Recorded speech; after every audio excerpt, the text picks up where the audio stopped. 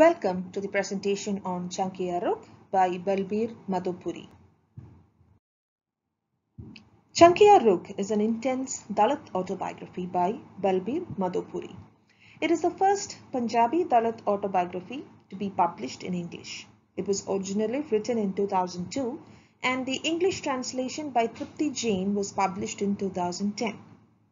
The autobiography is a moving account of how Madhopuri challenged the rigid caste order to assert his self-identity. He is born to Ardharmi subcaste of the Chamar community in Madhopur in Punjab, and the work reveals his struggle as a Dalit individual. Let's take a look at the relevance of the title. Changiya Rukh is subtitled as Against the Night. Changiya Rukh in Punjabi means a lopped tree that has been slashed such that its growth is dwarfed. The cut down tree is a metaphor for the Dalits who have been denied socio-political rights and economic independence.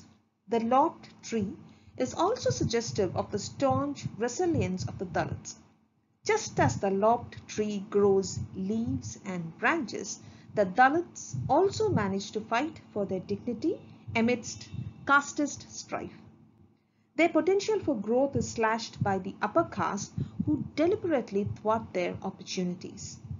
The subtitle is also relevant as it highlights the Dalit struggle against the darkness of casteist ideology. And now we move on to our next slide, the shackles of caste identity. Madhopuri comments that a Dalit is bound right from the time of his birth. He can never escape the shackles of his Dalit identity as the upper caste will never let him escape. The Dalits are treated in the most brutal manner and the upper caste always humiliate them. And there is a special pleasure that the upper caste derive from this humiliation, and this is done specifically to take away the Dalits' sense of worth. Madhopuri recounts how the landlords in his village used to throw mud on well-dressed Dalit boys. And this was done because they considered the Dalits to be dirty, and therefore the Dalits were not allowed to wear clean clothes. And this action is indicative of the inherent malice in caste ideology. Another incident that is narrated by Madhopuri is about the school teacher Master Sodhi's attitude. The school teacher, he felt that the Dalits were beneath the privilege of education, and so invariably he would ask the Dalit boys to go and get fodder for his cattle. They were not allowed to sit in the class and study. Instead, they were only fit enough to go and fetch fodder for his cattle. Dalits are cast aside as dirty and polluted, and they will not be allowed out of this identity.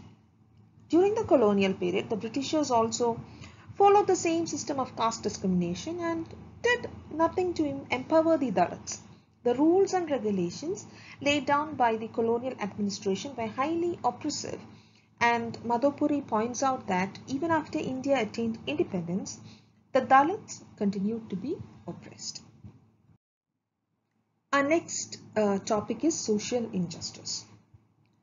The deeply prejudiced caste system obviously leads to a society without any sense of natural justice. The caste system supports the interests of the upper caste, and the Dalits are forced to remain in the peripheries of the society. Madhopuri wonders as to why our society still follows archaic and inhuman norms of human segregation. He points out that the Dalits' painful reality is a source of comfort for the landlords, as their lives revolve around the exploitation of the untouchables. In Madhopuri's native village, the Dalits do not have a well or farming land of their own. Though they work very hard in the fields, they are denied the right to use the crops for themselves. Instead, they are given only what the landlords think that they should be given. Food is hurled at the untouchable, and every morsel is given after a lot of bickering. In fact, you can even say that animals in the landlord's houses are treated in a better manner and the Dalit becomes someone who is even denied the dignity and kindness shown to an animal. The Dalits are not allowed to choose their own names. Madhopuri recounts, an incident where a Dalit man tells him that they chose another name that was not indicative of the caste to which that person was born, and the Thakus came and thrashed the family for daring to go beyond their caste. The plight of the Dalit women is a recurring concern in most Dalit narratives. The Dalit women suffered more than the Dalit men on account of their gender. They often worked as bonded laborers and had to undergo abuse and humiliation at the hands of the landlords. Their lives were miserable and suffering was the only familiar concept. Madhopuri makes a striking comparison between the upper caste women who enjoyed luxuries and walked around in bright clothes and jewelry, and the Dalit women with their tattered clothes and tired faces. The narrator remembers his mother, Bua, who remains meek and docile throughout her life. She was often thrashed by the husband, but she never complained.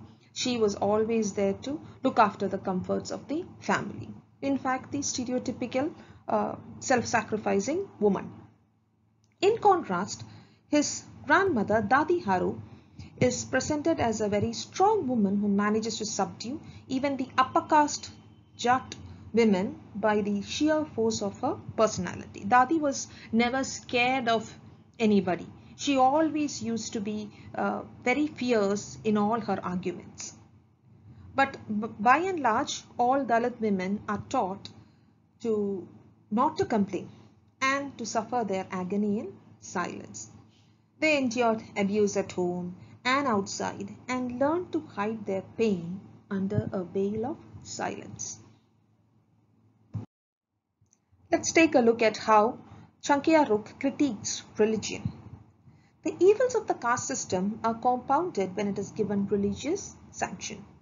Madhopuri is extremely critical of the way in which caste system has been normalized by earlier works like Manusmriti that relegated the Dalits to the lowermost position in the rung of social hierarchy. He doesn't understand how one can have a religious framework wherein a group of individuals are discriminated against the rest of the society. He remembers how Dalits were kept away from Gurudwaras. If Dalit children went to Gurudwaras, they were often chased away, and Madhopuri decided to stay away from the Gurudwara due to this humiliation. Later in his life, as a protest, he changes his surname from Chand to Madhopuri to get rid of the religious and casteist implications in his identity. The caste of the individual is such a powerful social marker that it will persist even after conversion to another religion. And finally, we come to the idea of Dalit resistance. After centuries of servitude and suffering, the Dalits finally start agitating for their rights. Madhopuri comments on how, even as a child, he was aware of the injustices piled on them. Though the Dalits couldn't resist openly, they harbored a growing sense of resentment against the landlords who treated them very poorly. He remembers how his father, Bhaiya, used to seethe in anger when he is confronted with caste injustice. His father remained helpless to change the system, but he urged his son to improve his situation in life.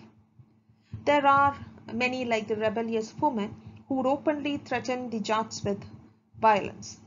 This violence is a result of pent-up frustration and impotent rage. Madhopuri sees education as an important means to liberate the Dalits.